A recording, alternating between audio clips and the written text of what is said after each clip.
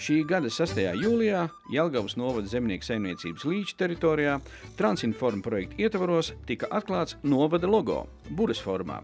Šī projekta ietvaros mums izdevās īstenot ieceri, ka mēs izveidojam savu novada logo, izveidojam karogu un izveidojam arī saukli. Jelgavas novads stabilai nākotnē. Zelts tie ir mūsu ļaudis.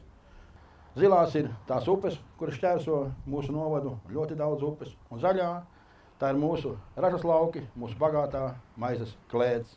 Baltijas jūras reģionu programmas Transinform projekta mērķis ir veicināt lauka teritoriju konkurētspēju un ilgtspējīgu attīstību, padarot tās pievilcīgākas dzīvošanai un darbam. Projekts Jelgavas novada pašvaldībai ir ļoti liels iegūms, jo projektā tika izstrādāts arī ļoti svarīgi dokumenti.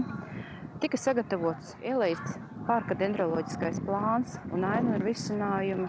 Tika izstrādāta arī Jelgavas novada attīstības stratēģija. Projekta noslēguma kulminācija notika 7. jūlijā Elejas muižas parkā. Transinform projekta teltī radošajās darbnīcās bija iespējams izgatavot rotas, salocīt kuģīti un cepurīti, krāsot novada karti, likt lielo puzli. Mēs jau skatāmies arī nākotnē, uz nākošajiem darbiem, kas ir jāpadara. Tuvākā laikā mēs plānojam sagatavot projektu pieteikumu skulptūras uzstādīšanai Elejas muižas parkā.